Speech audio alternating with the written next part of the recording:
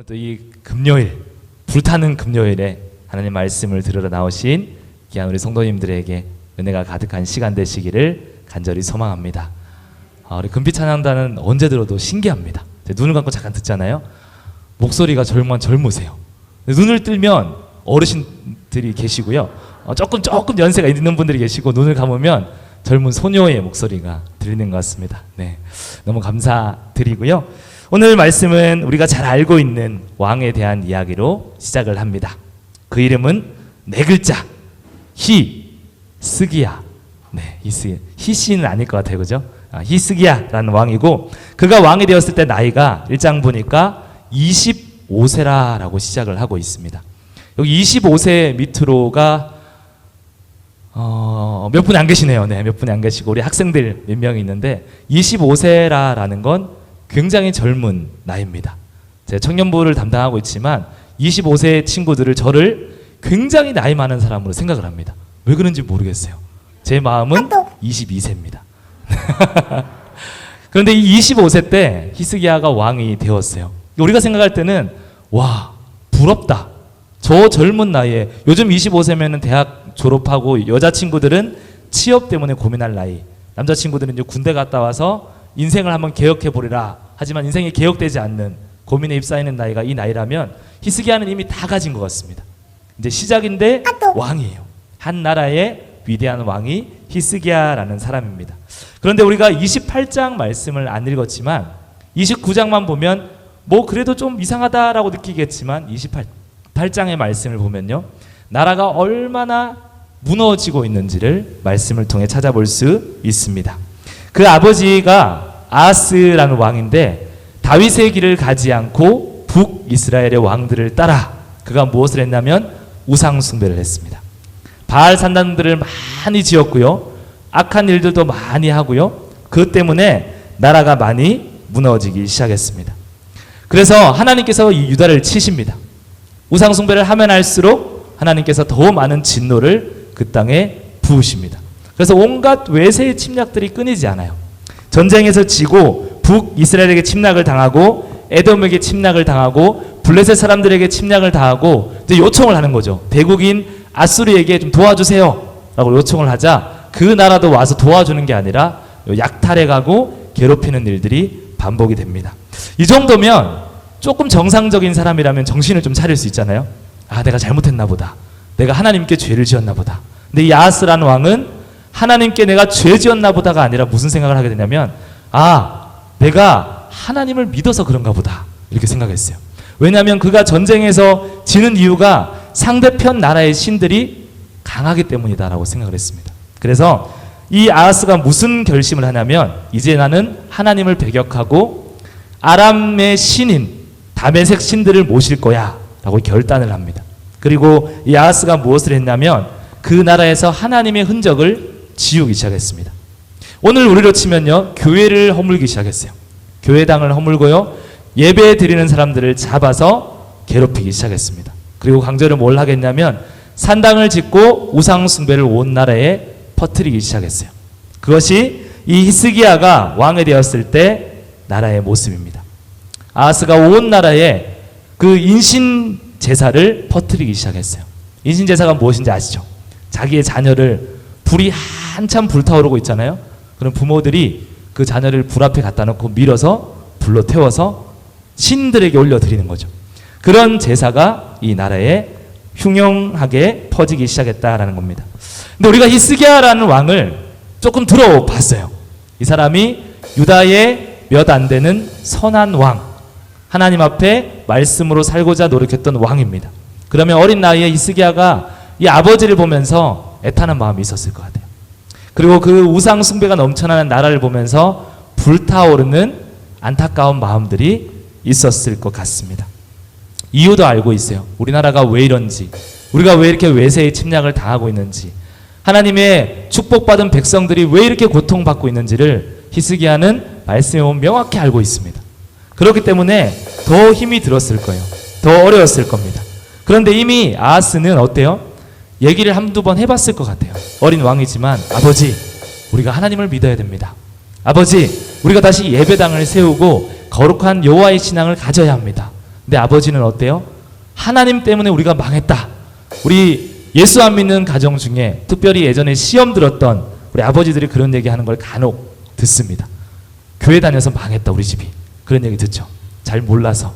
아하스가 그래요. 교회를 다녀서 우리가 하나님을 믿어서 여호와의 신앙 때문에 이 나라가 이렇게 폭삭 망했다. 너 한 번만 더 그렇게 얘기하면 내가 너를 인신제사 드릴 거다. 뭐 이런 얘기를 했을지도 모르겠습니다. 이런 상황에서 히스기야라는 왕, 25세의 왕이 되기 전에 왕자였던 히스기야가 할 수 있는 일이 무엇이 있을까? 곰곰이 고민을 해봤어요.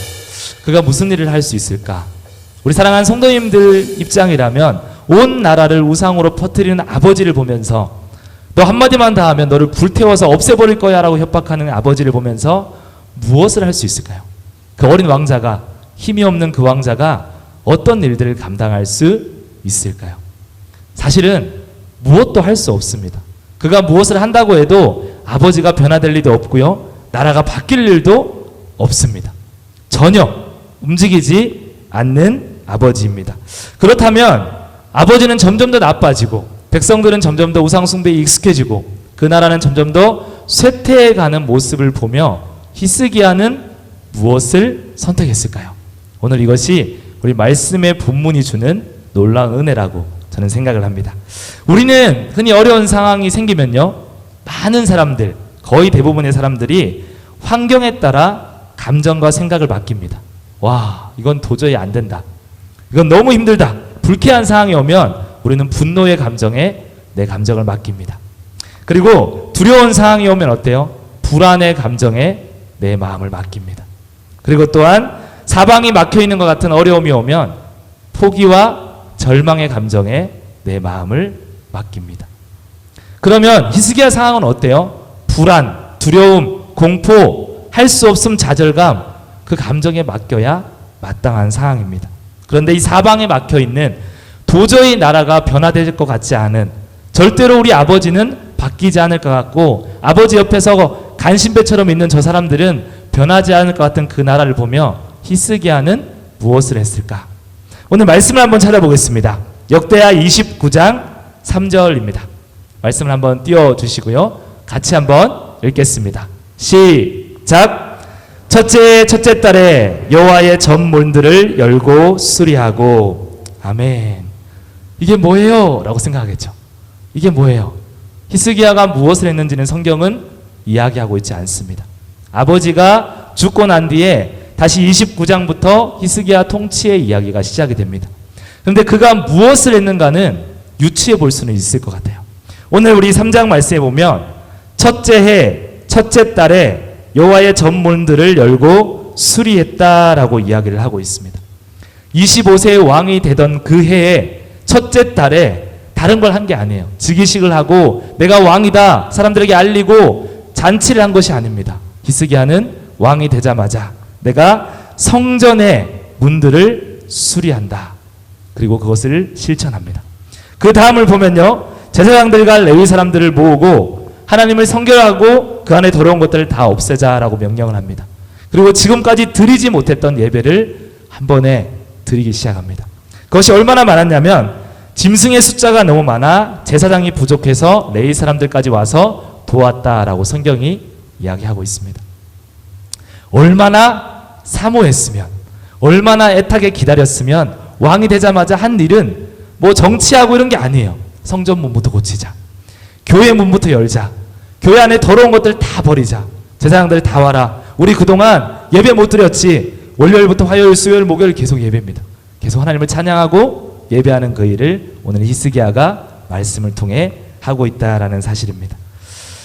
우리가 한번 생각해 보면요, 만약에 히스기야가 일반적인 아까 제가 말씀드렸던 감정에 내 태도를 맡기는 사람이었다면요, 이런 일을 과연 할 수 있었을까요? 야, 이건 안 되는 거야. 내가 아무리 기도한다 한들, 내가 아무리 하나님을 믿는다고 한들 지금 하나님 나라를 보십시오. 망했습니다. 하나님을 부르짖는 사람이 한 명도 없습니다. 각 집안에 수십 가지의 우상을 가지고 있고 왕인 아버지는 더 타락해서 여호와의 씨를 말려버렸습니다. 이거는 불가능합니다. 이 나라는 끝입니다. 저도 어쩔 수가 없습니다. 내 목숨이나 건져야겠습니다. 제가 더 이상 이야기하다가는 아버지께 죽음을 당할 것 같습니다. 이런 마음을 가지고 있는 왕이었다면요, 왕자였다면 오늘 이 일은 일어나지 않았을 겁니다. 절대로 왕이 되자마자 이 개혁이 시작되지 않았을 겁니다. 오히려 25년 동안 이 히스기야가 커가면서 절망과 포기의 마음이 있었다면요, 둘 중에 하나일 겁니다.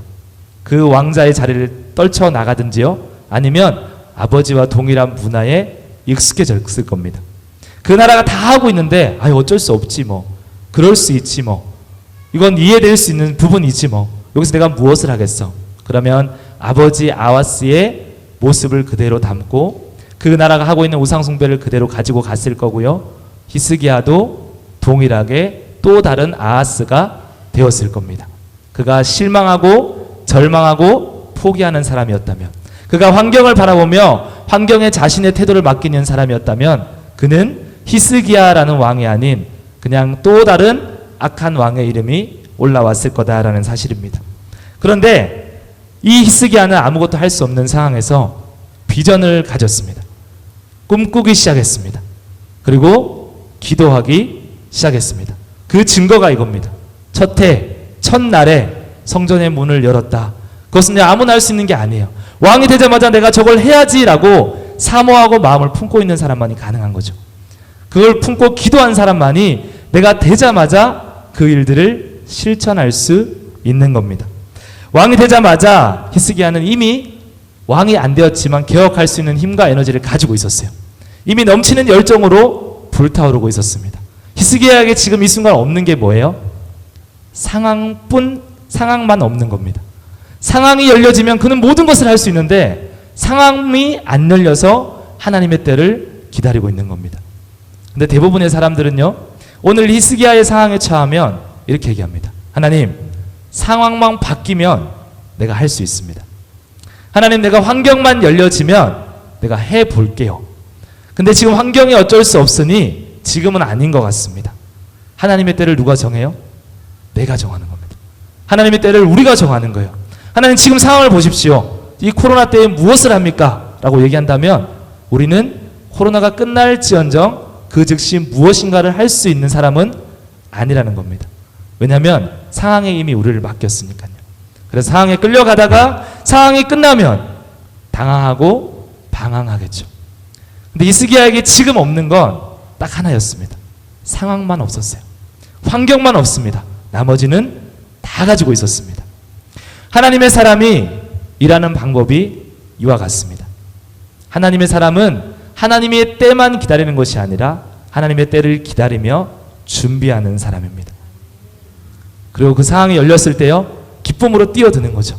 성전문을 고치자, 교회를 만들자, 안에 있는 것들을 다 정결하게 하고 우리 매일 예배를 드리자. 그 안에 넘치는 사모함과 열정이 있었기에 히스기야가 그것을 할 수 있었습니다. 그래서 아버지 아하스는요, 통치 기간 내내 악했습니다. 내내 나쁜 짓만 했습니다. 그리고 갈수록 더 나쁜 짓만 했습니다. 근데 히스기야가 그 안에 열정과 사모함이 있으니까 어때요? 아버지가 나쁜 짓을 하면 할수록 그 안에 뭐가 터져나와요? 기도가 나올 겁니다. 내가 저거 바꿔야지. 내가 우리나라 살려야지. 내가 이 나라 회복시켜야지. 그 기도가 히스기야의 마음 가운데 있었을 겁니다. 무엇이 그를 이렇게 만들었을까? 무엇이 연약하고 나이 어린 히스기야를 이렇게 담대하고 비전 있고 꿈이 있는 사람으로 만들 수 있었을까? 우리 한번 우리의 모습을 돌아봅시다. 우리 송천교회는 많이 없지만 세상의 많은 교회들에 우리 썬데이 크리스찬이라고 불려지는 사람들이 있습니다. 그 사람들의 꿈이 썬데이 크리스찬일까요? 아닐까요? 나는 반드시 교회 가서 일주일에 무조건 1시간만 예배 드린다. 2시간 예배 드리면 내가 죽는다. 뭐 이런 결단을 하고, 나는 절대로 일주일에 한 번도 기도하지 않는다. 내가 주중에 성경을 한 번이라도 만지면 나는 저주받을 거야. 이렇게 결단하는 사람은 단 한 사람도 없습니다. 단 한 사람도 없어요. 내가 썬데이 크리스찬이 될 거야 라고 결단하고 교회에 나와서 예배 드리는 사람도 한 사람도 없습니다. 그런데 죄송하지만 한국교회의 수많은 사람들이 썬데이 크리스찬을 하고 있습니다. 주일날 한 번 예배 드리는 것으로 그 삶을, 그 인생을 마치는 사람도 있을 겁니다. 그리고 그것으로 만족하는 사람이 있을 겁니다. 그 이유가 무엇일까요? 오늘 히스기야와 오늘 또 말씀에 나오는 이 아하스와 또 제가 예화로 들었던 이 썬데이 크리스찬과 어떤 다른 점과 공통점이 있을까요? 그 수많은 사람들이 무엇을 가질 수 없냐면 목적이었기 때문입니다. 썬데이 크리스찬은요, 분명한 목적이 없어요. 그러니까 어때요? 우선순위가 계속 밀리는 겁니다. 처음에 내가 복음을 듣고 예수를 믿고 누군가의 교제를 통해 하나님을 만나면 그 안에 은혜가 있습니다. 근데 분명한 예배의 목적, 하나님을 만나는 목적이 없으면요, 자꾸 순위가 밀리는 거죠. 아, 일을 좀 더 해야겠다. 관계를 좀 돈독하게 해야겠다. 그러다 보면 하나님은 언제예요? 마지막입니다. 제일 끝순위에 몰려 있어요. 근데 안 할 수는 없어요. 좀 찝찝하니까. 그러면 어때요? 교회는 가져야겠다. 예배는 들어줘야겠다. 이게 목적 없이 신앙생활하는 사람들의 모습입니다. 그들이 10년을 예배한들, 20년을 예배한들, 50년을 예배하고 죽기 직전까지 예배한들, 그 안에 뭐가 남아있겠어요? 겨우 가서 1시간 예배 드려주는 그 신앙에 무엇이 남아있고 그것이 무슨 힘이 있어서 능력을 발휘하고 세상을 깨우고 이 어둠의 빛을 비추는 신앙을 가질 수 있을까요? 아마 그런 사람들의 마지막의 모습은 어떠할까요? 아하스도 처음부터 신앙이 없는 건 아니었을 겁니다. 하나님도 믿고 세상도 믿고, 하나님도 믿고 세상은 좀 더 믿고, 하나님은 조금만 믿고 세상은 좀 더 많이 의지하고, 그러면 어때요? 나중에 하나님을 거치는 거죠. 내가 주일날 공부 안 하고 예배 가서 시험 떨어졌다. 내가 교회 가서 사람들한테 핍박을 받는다. 내가 교회 갔더니 별로 얻은 것은 없고 잃은 것만 많더라. 그게 아하스의 신앙이죠. 오늘 우리가 말씀해 보면요, 그 아하스와 같은 삶의 모습이 너무나 많이 있습니다. 환경이 주는 그 태도에, 감정에 나를 맡기면요, 우리는 조금만 어려움이 오면 무너질 수밖에 없습니다. 그런데 오늘 말씀해 보면요, 우리 히스기야는 명확한 목적을 가지고 있습니다. 오늘 그 목적을 함께 보겠습니다. 29장 6절에서 11절입니다. 역대하 29장 6절에서 11절. 조금 말씀이 길지만 같이 한 목소리를 읽겠습니다. 시작.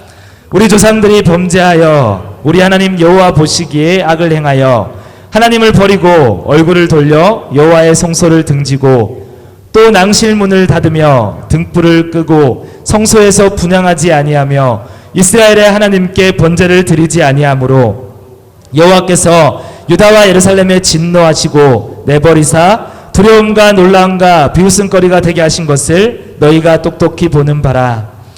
이로 말미암아 우리 조상의 칼에 엎드러지며 우리의 자녀와 아내들이 사로잡혔느니라. 이제 이스라엘의 하나님 여호와와 더불어 언약을 세워 그 맹렬한 노를 우리에게서 떠나게 할 마음이 내게 있노니 내 아들들아 이제는 게으르지 말라. 여호와께서 이미 너희를 택하사 그 앞에 서서 수종들어 그를 섬기며 분향하게 하셨느니라. 아멘. 우리 10절 말씀 한 번만 다시 띄워주시고 같이 한 번만 다시 읽겠습니다. 10절입니다. 같이 읽겠습니다. 시작. 이제 이스라엘의 하나님 여호와와 더불어 언약을 세워 그 맹렬한 노를 우리에게서 떠나게 할 마음이 내게 있노니. 아멘. 이게 히스기야의 평생의 기도의 제목이었을 겁니다. 이유를 알고 있었어요. 나라가 망한 이유, 우리가 무너진 이유를 알고 있었습니다. 그리고 이렇게 고백합니다. 내가 그 맹렬한 노를 하나님과 다시 언약을 세워 우리에게서 떠나게 할 마음이 있다. 이것이 어린 아이의 히스기야의 비전이었어요. 그걸 마음의 응어리를 품고 가지고 있는 거죠. 내가 왕이 되면 반드시 이 목적과 비전을 가지고 많은 사람들에게 선포하리라. 그리고 드디어 아버지가 왕의 자리에 내려오고 떠났어요. 하나님 부르셔서 지옥으로 가셨겠죠. 그리고 드디어 왕이 되었습니다. 그 마음에 응어리진 비전을 첫날에 성전을 고치면서 제사장들을 불러놓고 얘기하는 거죠. 내가 이 나라를 하나님의 맹렬한 진노에서 떠나게 할 마음이 있다. 너희가 이제 게으르지 마라. 지금까지 너희가 악한 일을 행하였고 그것을 침묵하였고 예배하는 일을 게을렸다면 이제 너희가 나와 함께 이 나라를 개혁하자. 이것이 히스기야의 비전이고 목적이었습니다. 이 목적이 마음에 있으면요, 그가 어떻게 살아왔겠어요? 그 나라를 보면서, 그 악함을 보면서 무슨 마음을 가지고 살아왔겠어요? 그가 어찌 기도하지 않을 수 있었으며 그가 어떻게 절망할 수 있었겠어요? 하나님의 때가 언젠지 모르지만 준비하겠습니다. 기도하겠습니다. 제가 왕이 되는 그날에 이 나라를 변화시키겠습니다. 그런 마음이 있었겠죠. 우리가 신앙의 목적을 잃어버리면요, 다른 목적을 찾게 됩니다. 그래서 오늘 수많은 사람들이, 예수 믿는 수많은 사람들이 히스기야는 왕을 통해 뭘 하고 싶었어요? 하나님의 나라를 세우고 싶었어요. 근데 많은 사람들은 히스기야가 왕이다라는 사실에 집중해요. 아, 왕이다. 나도 왕이 되고 싶다. 나도 왕처럼 권력을 누리고 싶다. 나도 왕처럼 무언가를 가지고 싶다. 왕이 목적이 되었어요. 왕이 그 삶의 모든 것이 되었습니다. 그러니까 왕이 되니까 어때요? 아하스도 처음부터는 그러진 않았을 겁니다. 그런데 그 권력을 보고 왕이 목적이 되었을 때 그 삶에 허무가 찾아왔고 그 삶의 다른 목적으로 달려가기 시작했다라는 사실입니다. 우리는 오늘 이 시간 모여있는 목적이 있습니다. 사랑하는 성도님들이 금요일 밤에 피곤한 몸을 이끌고 이 시간 나오신 목적이 있습니다. 그 목적이 분명한 사람은요, 오늘 하나님께 뜨겁게 기도할 줄로 믿습니다. 우리 가정을 위해, 교회를 위해 간절히 기도할 줄로 믿습니다. 사실 금요일 저녁에 나오시는 분들은 아까 제가 말씀드렸던 거기에 해당되시는 분들은 아닐 겁니다. 그러나 우리가 조금 더 분명히 했으면 좋겠습니다. 우리가 상황에 여전히 흔들리고 계신다면, 여전히 환경이 흔들리고 계신다면, 하나님, 교회가 문을 닫았는데 제가 어떻게 예배합니까? 하나님, 세상 모두가 하나님을 부정하고 우상을 숭배하고 있는데 제가 이 작은 연약한 제가 무엇을 하겠습니까? 라고 환경에 우리의 태도와 감정을 여전히 맡기고 계신다면 오늘 히스기야와 같이 분명한 목적을 가지셨으면 좋겠습니다. 무엇을 이루고 어떻게 사느냐가 아니라 내가 누군가에 조금 더 집중했으면 좋겠습니다. 하나님이 이 직장과 우리 가정과 내게 주신 이 권력과 명예를 왜 주셨는지를 다시 한번 돌아보셨으면 좋겠습니다. 그것이 히스기야의 삶이었고 그의 믿음의 고백이었습니다. 그래서 목표를 가진 사람은요, 분명한 목적이 있는 사람은 상황을 통제할 수는 없어요. 히스기야는 그 상황을 바꿀 능력이 없었습니다. 그 나라를 뒤엎을 능력도 없었고요. 아버지의 통치 기간 그가 무언가를 하지도 못했습니다. 다만 뭘 할 수 있냐면요, 그가 삶의 태도를 결정할 수는 있어요. 환경은 그대로입니다. 25년 동안 단 한 번도 찬송가가 올려진 적이 없을 겁니다. 교회 문이 열린 적도 없을 거예요. 히스기야가 하나님을 예배하는 예배의 장소에 나아가지도 못했을 겁니다. 그런데 뭘 바꾸지 않았냐면 환경을 바꿀 수는 없지만 내 삶의 태도를 바꾸진 않았습니다. 그는 여전히 하나님을 예배하는 사람이었고요. 그는 여전히 이 나라가 변하기를 기도하는 사람이었고요. 상황이 악해질수록 그의 기도는 더 거세어졌고 그가 붙드는 하나님의 말씀은 더 견고한 말씀이 되었을 겁니다. 그래서 우리에게 분명한 목적이 필요합니다. 히스기야가 그 준비를 통해 기회가 왔을 때 그 즉시 행동으로 임하였습니다. 우리가 하나님의 때를 기다리는 사람이 맞습니다. 그러나 단지 기다리기만 하는 사람은 아닙니다. 우리는 준비하며 기도하며 기다리는 사람입니다. 우리 2021년이 거의 끝나갑니다. 이제 몇 주가 안 남았습니다. 올 한 해 동안 어떤 비전을 가지셨고 어떤 기도의 제목을 가지셨고 내가 무엇을 붙잡고 계시며 아니면 여전히 환경을 바라보며 태도와 감정을 맡기고 계신지 우리의 신앙을 점검하셨으면 좋겠습니다. 그리고 이 시간 저와 같이 함께 고백하셨으면 좋겠습니다. 이렇게 고백했으면 좋겠습니다. 하나님 앞에 올바른 목적을 바로 세우길 원합니다. 네, 함께 고백해 볼까요? 하나님 앞에 올바른 목적을 바로 세우길 원합니다. 아멘. 두 번째, 지금 내가 할 수 있는 일이 무엇인지를 바라보며 기도하겠습니다. 무엇인지 바라보며 기도하겠습니다. 아멘. 환경은 변하지 않습니다. 나는 변할 수 있습니다. 그리고 지금 내가 이 자리에서 무엇을 할 수 있는지는 결정할 수 있어요. 나의 태도를 결정할 수 있고요. 작은 시작을 결정할 수 있습니다. 마지막 세 번째, 기회가 왔을 때 그 힘을 폭발시키겠습니다. 아멘. 다이너마이트처럼 히스기야가 그 기회가 왔을 때 그것을 폭발시켰어요. 가지고 있는 응어리를 다 풀어버렸어요. 모든 사람들을 불러놓고 이제 우리 여호와만 섬긴다라고 선포했어요. 그것이 그의 신앙이었고 그 신앙이 이스라엘 전체에 퍼져가기 시작했습니다. 우리에게 목표가 있다면요, 저절로 우리의 시간은 그쪽으로 투자될 겁니다. 우리의 시간이 쓰이지 않는 건 우리의 목적도 아니고요, 우리의 목표도 아닙니다. 오늘 우리가 히스기야의 모습을 보면서 우리 사랑하는 성도님들이 신앙의 목적을 다시금 세우셨으면 좋겠습니다.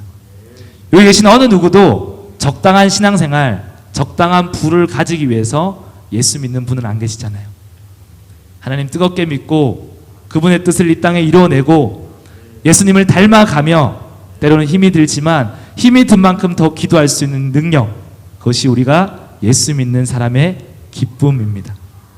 오늘 우리가 세 가지를 고백했습니다. 하나님, 내가 환경은 못 바꿉니다. 상황은 못 바꿉니다. 태도는 바꾸겠습니다. 하나님, 주위를 둘러보며 내가 할 수 있는 그 일이 무엇인지를 계획하고 세우겠습니다. 그리고 내 안에 분명한 목적을 세우고 하나님의 때가 나에게 주어졌을 때, 하나님이 찾으실 때 주저없이 손들고 이야기하겠습니다. 주님, 내가 여기 있습니다. 25년간 기도했던 내가 여기 있습니다. 이 나라를 세우기 위해 헌신했던 제가 여기 있습니다. 내가 이 나라를 개혁하겠습니다. 그렇게 하나님의 때에 하나님께 쓰임받는 귀한 우리 성도님들 되시기를 간절히 소망합니다.